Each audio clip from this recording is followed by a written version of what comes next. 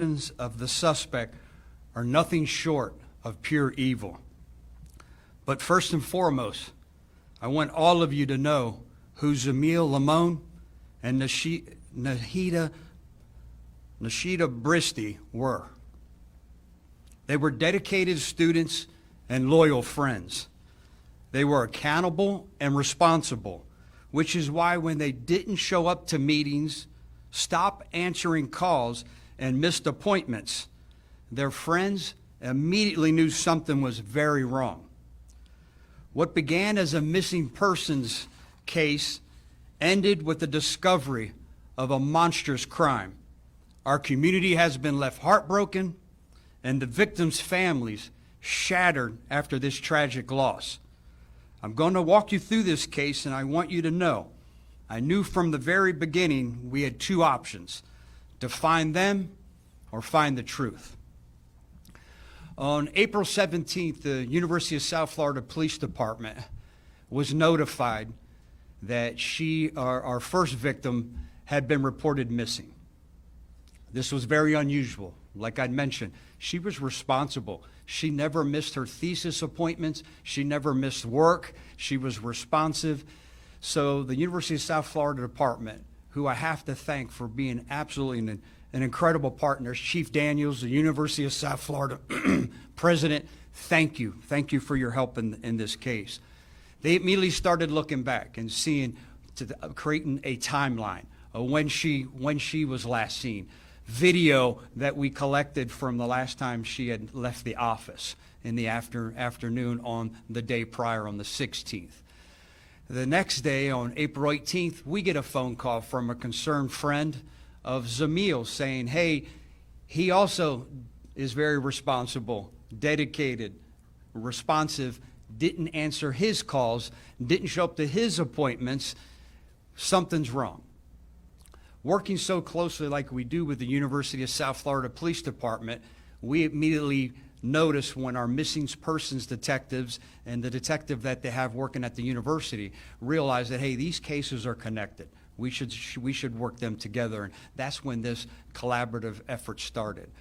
So our detectives believe that the first stop should be back at our second victim's residence.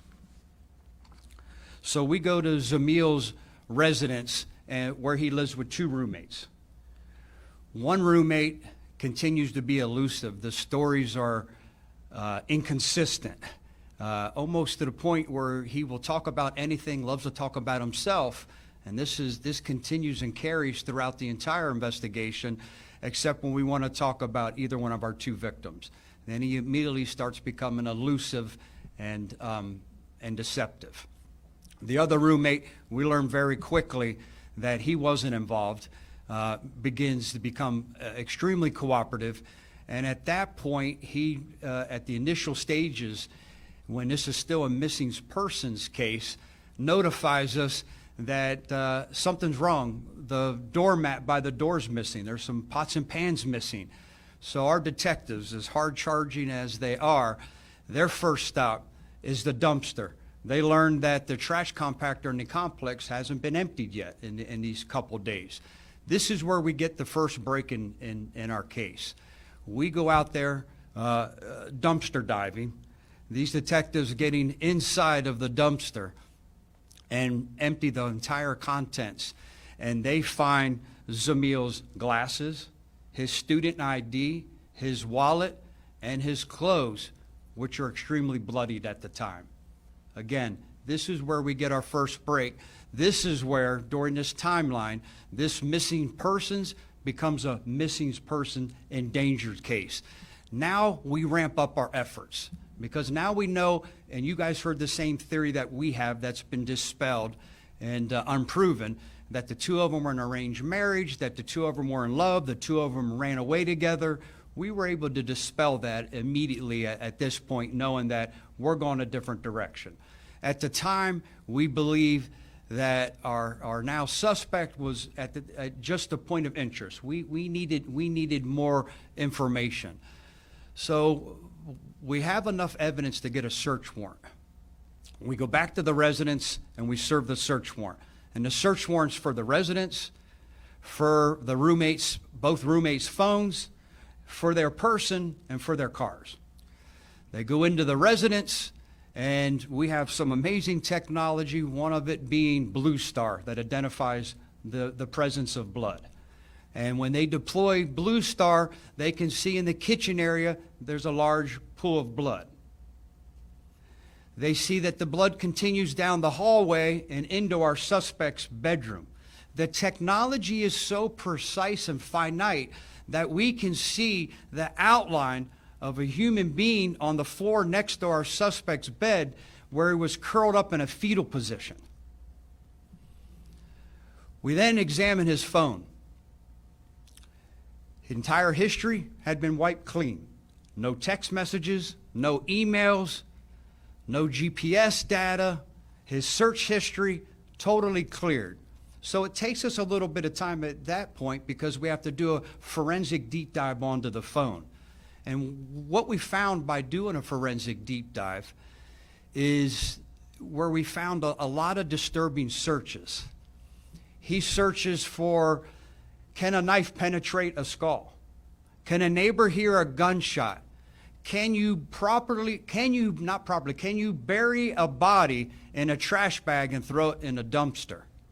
While he's conducting these searches, we also see and discover that he's making purchases for large, heavy-duty black contractor bags, Lysol wipes, duct tape, lighter fluid, a lighter. As he's ordering some of the items from Amazon, some of them come from DoorDash. I wanted everyone in the room to think about this. These searches were conducted days before our two victims went missing. This was calculated. This is what makes this so premeditated. We then look at him.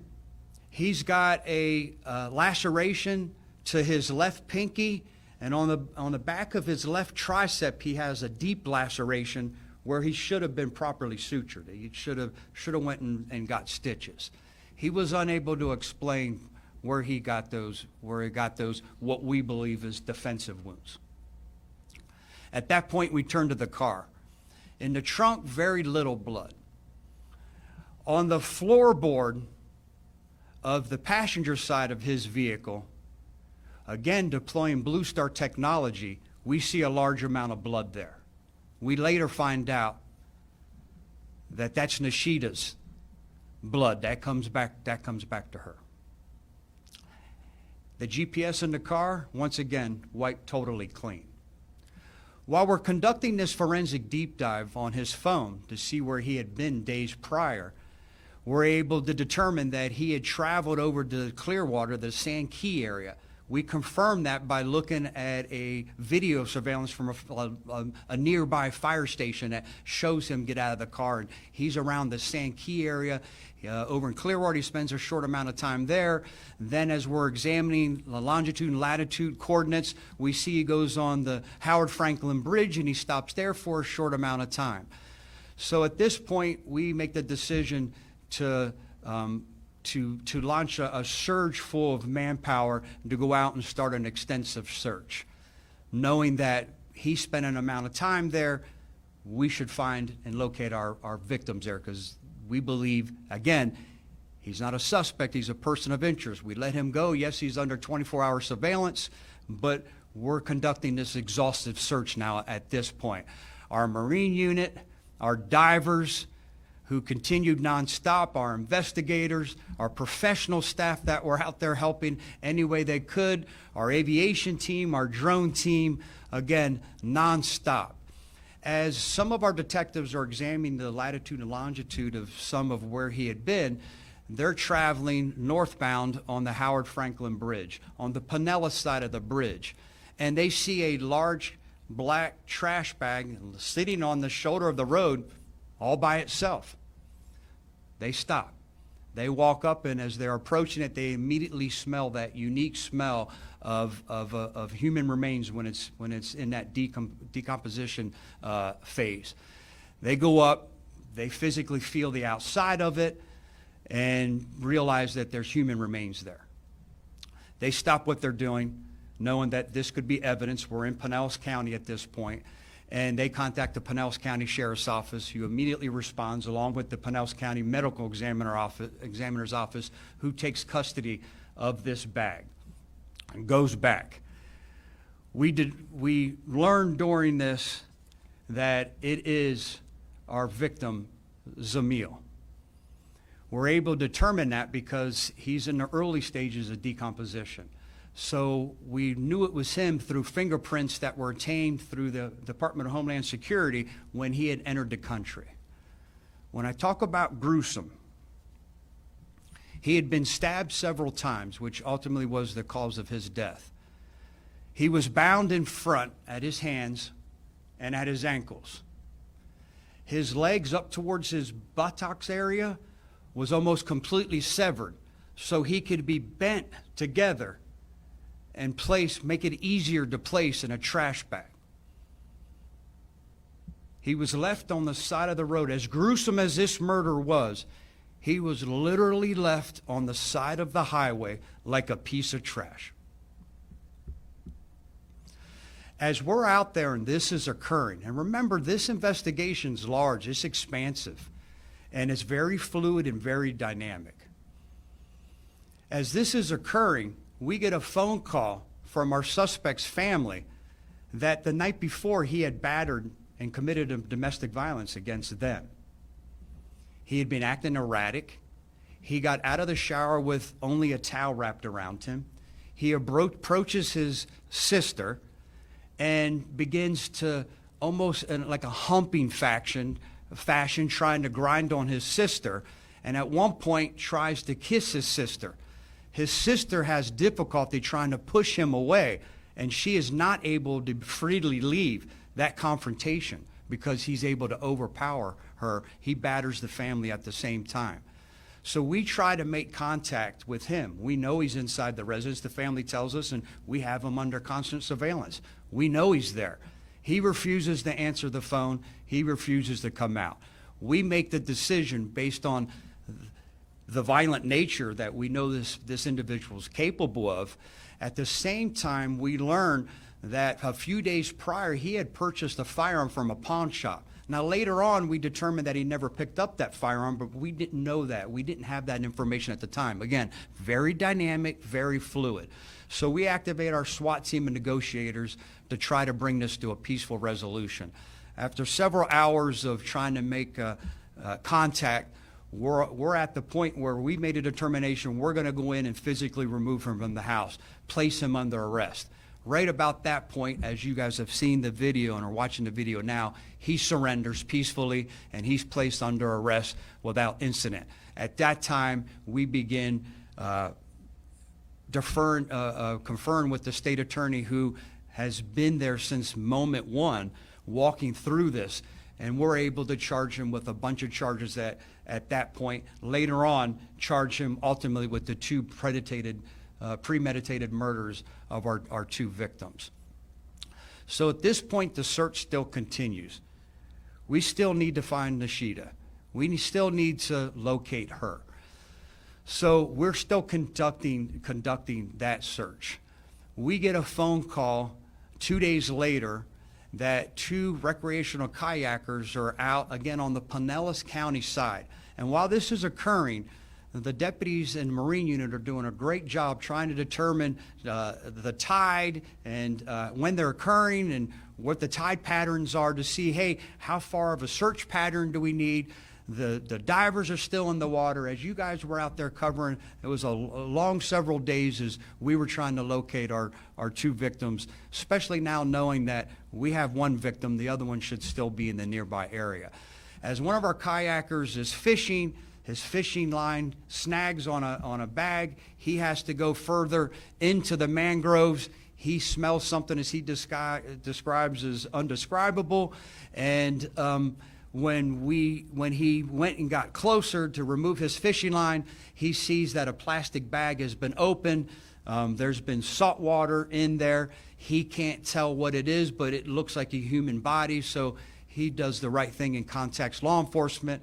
We immediately relocate over there, contact the Pinellas County Sheriff's Office Marine Unit that's already out there with us, the Pinellas County Medical Examiner, Pinellas County forensic science department who came out and took custody. Unfortunately, because of the conditions that her body was left in, it was more in those advanced stages of decomposition, and we weren't able to just do a fingerprint. So that's what took longer. Today, I'm able to confidently stand in front of you and tell all of you that we have located Nahida Bristy. We have contacted her family. We are now actively working to release both bodies for religious reasons back to the families who live in Bangladesh. We were able to determine that this was Nahida. Unfortunately, couldn't do it because of fingerprints, but we did it because of DNA.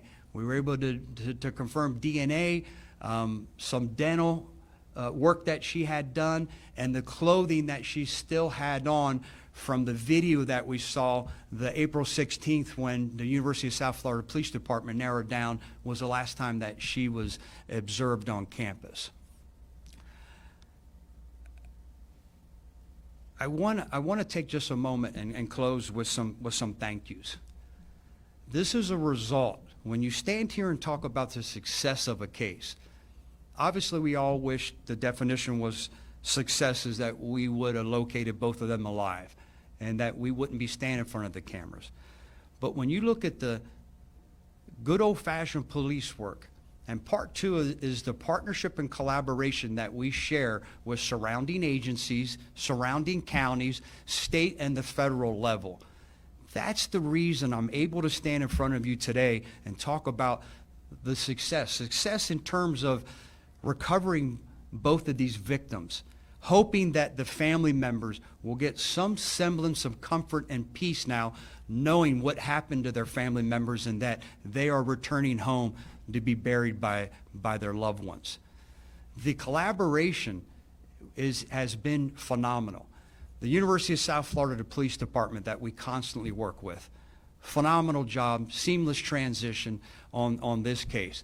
The Pinellas County Sheriff's Office, Sheriff Galtieri, thank you. Thank you to you and your entire team for being out there with us in the hot, long days and never giving up in this search. The Pinellas County Medical Examiner's Office for acting so quickly so we could determine who they were, and again, for religious reasons, get them returned back to Bangladesh to their families. The Pinellas County Forensics and Science team that came out, once again, phenomenal job in doing such a job. A phenomenal job in providing us the information that we're able to turn to the state attorney's office, which leads me to my next expression of gratitude. State Attorney Susie Lopez, you and your team were there from the very moment we decided that and determined that these individuals were endangered. You were out there, your entire team, your lead prosecutor, wonderful job. Thank you for your continued partnership. And lastly, to the men and women of the Hillsborough County Sheriff's Office, those who worked 18, 19 hours a day, around the clock, never giving up. It's your grit, your determination, your passion that allows us to stand up here today and be able to announce the success of this investigation. Now, I want all of you to know that there are a lot more details to share, but I'm not able to share them now. Yes, our suspects in custody, the victims are on their way being returned to their families, but there's a lot of investigation that still continues and has continued to this point. A lot of deep dive records, a lot of subpoenas that we're waiting for answers for that may result in additional charges forthcoming. Again, I can't comment further because I never want to attack the integrity of the investigation that these hard-working detectives continue to do. Sure. Just forgive the bluntness of the question, but what's the motive? Great question. The question is, what's the motive? That's part of what we're still trying to determine. At this point, we don't know what the motive is. The why, we don't know yet. We're still working. I know that after briefing and meeting and being briefed with the detectives yesterday, they're anxiously searching for that as well. You search for the truth, and second to that is you search for the why, and I hope we find that out. How much can you get into the relationship between Nahida and Zamil? I mean, is it a romantic relationship? Is it friends? Just how far can you go in establishing that? Yeah, it's not me trying to conceal it. We don't know. We know that they're very religious. that they come from a culture where marriages are arranged. We're not aware of a romantic relationship to this point. We knew that that was a theory. At one point, our suspect even gave us that theory that they were in a romantic relationship. He went from, I hadn't seen them, to finally admitting when we revealed and showed him that, well, hold on, your GPS said this. Well, I dropped them off. Yeah, but you went on the other side of the bridge. And then you came on this side of the bridge. Well, I stopped and dropped them off, then I'm on the other side of the bridge, and then I walked up just to wave goodbye to them. I mean, this is someone very calculated, but Has the suspect said anything admitting to this? no, the suspect would love to talk to our detectives about everything, right up to the point where we were asking about our two victims. I think the concerning part is that he was non-reactive. He was callous and showed zero emotion. Even when we confronted him with information that we had, he evoked and didn't want to answer any more questions. Do you have any indication? Never showed any emotion. Do you have any indication if were the two victims at the residence when the murders happened, and were they murdered around the same time, or was one there and then someone else showed up or something? Yeah, the question is that do we believe that both victims were murdered around the same time inside the residence? Yes, I don't want to say unequivocally right now. I want to remain someone who's in the fact business. That's a speculation business. But we believe based on the data that we have, and again, that's part of the investigation that will continue. Timeline-wise, location-wise, yes, we believe that's the case, but I can't say with entire certainty at this point. We're still working through that. Sheriff, I just want to add to that. I know you were saying that we're still working to figure out whether they were murdered at the same time, but it said that she was missing from her place of work and he was missing from his apartment. How did she end up in his apartment to then be a part of this murder investigation? Yeah, we believe by looking at text messages, and I'll see how much I can answer without trying to be elusive, that they were communicating. Her last communication, what they used instead of using text messages, which you'll be charged an international fee, they wanted to save money, so they were communicating through Facebook Messenger. And we have those messages back and forth, so that's what leads us to believe that they were together at some point and that they were both at the residence at that point. We can look back and see what time we knew that she had left and what time her and Zamil were communicating back and forth. Again, I can't say we're certain, we're confident. We believe and feel that they were together and that they were murdered in nearby proximity and around the same time frame. But again, I just don't want to be misleading in case that turns out for some crazy reason that's not the case. Sheriff, you talked about a lot of digital evidence that was very disturbing with the ChatGPT responses and questions that he was sending. Do you believe that ChatGPT should be informing law enforcement when they see searches like this? Absolutely. I think we should.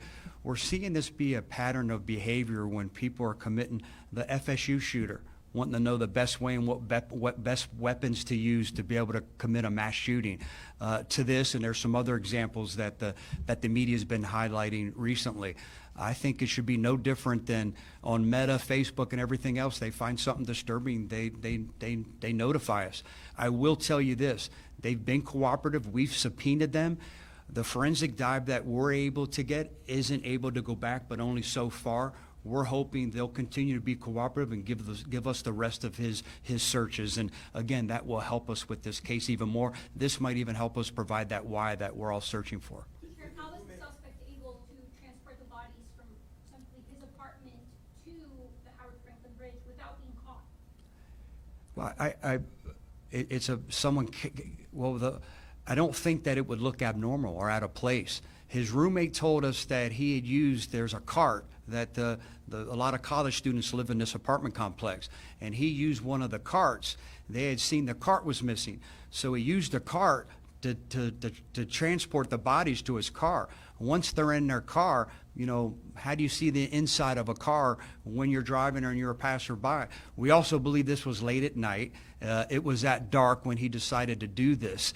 From information we have, we believe it to be after 11 p.m. at night. So there wouldn't be a lot of people in the area. It would be dark. It would be a little more appropriate as he, I think, chose that time to try to dispose of the bodies, knowing that there's less people around. There's less people on the highway, less people in his apartment complex, making it more easily concealable. I assume that the roommate wasn't there when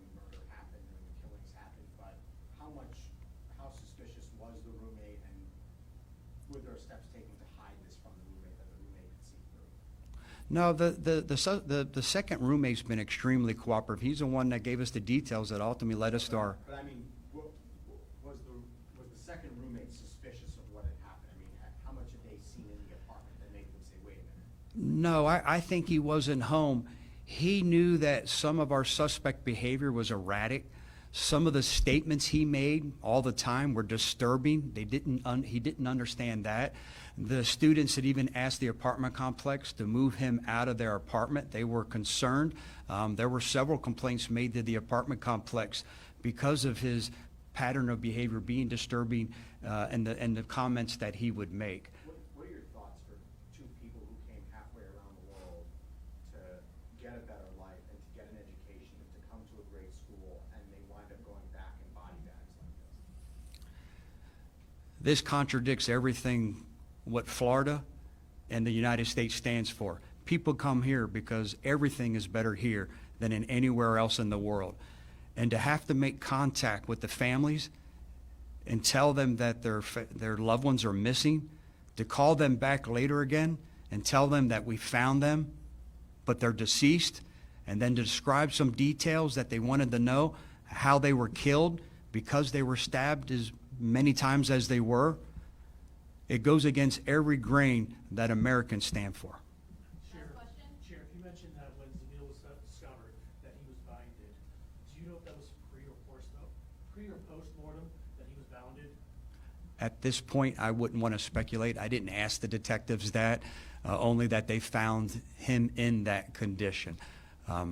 Anything I'd say would just be speculative, and I don't want to be that person. Sheriff, were these three roommates individually assigned before they began living together in this unit? They were. They were all individual. And the way that this housing's set up is being described to me is there's a large common area, and then they each have their three rooms where they're able to lock the door and have the privacy there. What advice do you have to other students that might be worried that their apartment complex isn't taking their complaints seriously? Yeah, that's a great question. The question is, what should University of South Florida or any college student do if they have suspected behavior and believe that their safety is in danger and the apartment complex isn't taken as serious? Contact law enforcement. Even better so and more so, I've talked to the University of South Florida president about this. Contact the University of South Florida or any university. Contact the school administration. The school administration contracts with these complexes, saying, okay, here, you meet certain standards and we're going to recommend that students be housed there. After talking to the University of South Florida president, he's made it clear that he's going to visit, his administration is going to visit all complexes, and if they don't adhere to a particular code of conduct and what their standard, he's going to stop recommending them as places where students should seek housing. Have you ever heard about that suspect's erratic behavior before? We have not. We have not. He does have a criminal history that we provided to you, a domestic against his brother, and at some point in a separate complex, he had entered an apartment that wasn't his, and when they caught him inside the apartment, he pushed one of the maintenance workers down, and that was a charge. It's criminal history, but no erratic behavior that's been notified to us prior to this incident. Sheriff, are there any drugs found in the system, the suspect? No, but a toxicology report wouldn't be back that quick. That's certainly, again, I hate to defer. I'm not that person. But again, there's so much that's still ongoing and that's yet to be determined. I wanted to get in front of all of you today to tell you what we had. I think Chief Maurer did a wonderful job throughout the week, and every time we had something with our public affairs office, we wanted to put it out. We wanted to make sure we were fully transparent and we were given little pieces. The intent today was now give you this whole overview. From A to Z, I wanted to show you everything. Let's put it all together now and where we're at today. Sheriff, thank you. Thank you guys. Have a wonderful and safe day.